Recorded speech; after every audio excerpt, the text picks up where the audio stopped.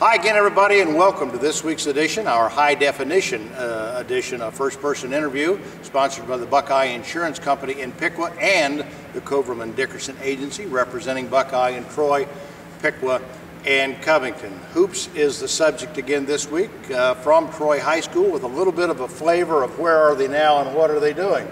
Brooks Hall is our guest on First Person this week, a 1,700-point career scorer here at Troy High School, went on to a fabulous career at the University of Dayton, scored 1,500 points there for Jim O'Brien. First of all, young man, it's great to see you. Thanks for sharing your time. Thanks for having me. It's good to see you and talk hoops with you. I guess the first thing that a lot of people wonder, you're 5 years removed from the University of Dayton, out in the workplace now. Tell people where you are and what Brooks Hall is doing. Well, I'm back in the area. When I finished at UD in '03, I played a little bit of professional ball, bounced around overseas, did some minor leagues here. It was a good journey, but I decided to hang it up. Some people say prematurely, but I have back then, a 3-year-old daughter who's now 9.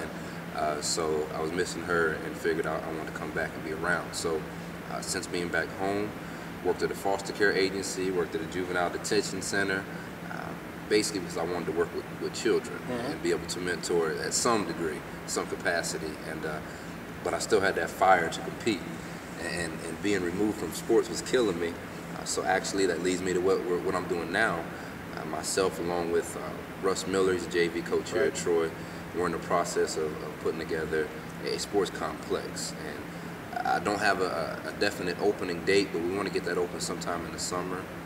One-stop shop, 6 basketball courts, 6 volleyball courts, indoor soccer field, weights, cardio, that kind of thing. And I think the area needs that. Been very successful for the fact of baseball and softball. Really, you haven't seen that much of it dedicated to basketball. Absolutely. You know, what I'm finding, and the biggest complaint that I'm getting is that parents, even for soccer, parents have to travel 35, 40 minutes to get into a competitive league, whether it be soccer, basketball, even volleyball has to do a lot of traveling. So we wanted to accommodate the kids as well as the parents to be able to have a competitive venue and not have people have to travel 30 minutes away one way. Brooks, it's my guess that when you get that set up, you're going to teach kids a little bit about how to shoot the basketball, right? Absolutely. And I mentioned the fact of you scoring 1,700 points as a high school player here for Barry Egan, and then the career that you had for Jim O'Brien at Dayton. And we see this every night. I'm going to ask you this question: why kids today struggle to score, to shoot the basketball, even at the free throw line. You just see kids come out and routinely shoot 50, 60, 65% from the free throw line. Why can't kids shoot? Well, and I actually played for Purnell. I didn't get to play for O'Brien down at UD. Oliver Purnell, yeah, right. Coach P, man. But shooting is mental. It is. It's mental, and its fundamentals is repetition. And the only way you're going to be a good shooter. Now, some people are blessed to naturally be good shooters, but no one is blessed to be a great shooter from birth. I mean, you have to work at it. You got to get a lot of shots up. That's the only way. So to answer your question, people struggle because they don't want to take time to come into a gym and shoot 500 shots a day, which I did in high school and college. Your Ray Allens, your Reggie Millers, your top tier shooters. That's what they do. These guys get up 1,500 shots every couple of days. So you got to work at it, and you have to have somebody that knows how to shoot teach you. Right. I mean, because there are different tweaks to the fundamental that a lot of kids just don't know. If you ask 5 coaches that same question I gave you, they'll all talk about it takes work and you got to shoot. It's repetition and a repeatable action or motion. But a lot of people would also tell you that kids are spread pretty thin. I mean, you look at the Troy program here, you got kids playing football, some of them play baseball, a lot of them play basketball, of course. Can you spread yourself too thin to the point where you can't serve 2 masters well? I mean, there's no doubt about it. If you're focusing on 2 sports, you're going to pull from one, if not both, as far as what you could be potentially. I personally made a decision 8th grade because I played football through middle school, and I was pretty decent at baseball. But I made a decision to focus on basketball because I knew that that's what my ticket was. So I agree with you, and I hear that a lot. You can't. Very few people, I'll say, can be exceptional at 2 sports. You could be very good at 2 sports, but as far as Division I caliber, you have to focus, unfortunately, on that one particular. Brooks Hall is our guest on First Person this week. We come back, we'll talk a little bit more about the Troy Trojans 2011 under Tim Miller. We'll come back and do that right after this message from the Coverman Dickerson Agency representing Buckeye Insurance here in Troy, Piqua, and Covington. The Coverman Dickerson Agency, with offices in Troy, Piqua, and Covington, is pleased to be the sponsoring Buckeye Insurance Group agent for this first-person interview. For farm, auto, and homeowner insurance, Coverman Dickerson is one of the area's fastest-growing Buckeye providers, with a history of service and competitive rates. And we're also an outstanding source of coverage for families with young drivers. For farm, auto, and home policies, call the Coverman Dickerson Agency, proud to represent Buckeye Insurance Group. Welcome back to this week's edition of First Person with Brooks Hall here at Troy High School in their beautiful new Trojan Activities Center. When you come here, and I see you here a lot, I know you're very close to the program, very close to Tim Miller. You have to be pleased as an alum and a former player to see what he's done with this program in 4 years. As we tape this today, they're on the threshold of their second 14-win season back-to-back. And I know you appreciate that, because this comes the year after the 6'8" center graduates and moves on. They've done it small ball this year, but they've done it. Absolutely.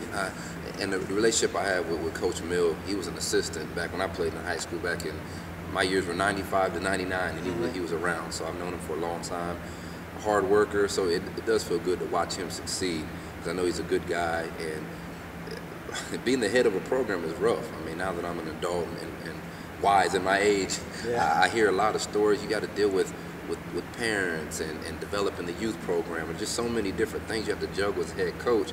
I admire anybody that can do it and be successful at it.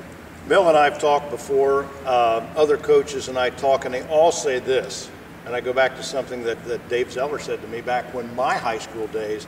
He said basketball has to mean something in the community, yeah. The way football does here, you know, for Coach Nolan, for Coach Neese at Piqua. How do you develop, in your words, a culture of basketball in a town like Troy or Piqua or Sydney or up and down the communities represented here in the GWAC? Well, the city, the community has to have something to be proud of, is where it starts with. And I'm not trying to pitch my facility, but the No Limit Sports, what we're going to try to do is we're going to have an AAU organization, which will bring competitive basketball here. It won't just be the 2-3 months during the high school season that you see. It's going to be big-time tournaments, big-time players coming in here. So we want to spark that interest that Troy's not just a football city, town. It's also a basketball or multi-sport. And also you have to have a good feeder program, is what a lot of people call it, and that's the youth program.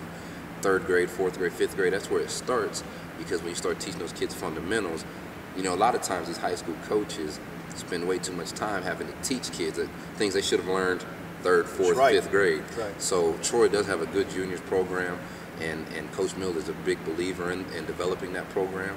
And so I think that's why you're starting to see the success at the high school level. In the last 15 years, the name Hall has been synonymous with Troy basketball. You certainly are here from 95 through 99 for the period that you talked about, but your brother Michael here came after that fact. He left here and went out, had his own career in college basketball.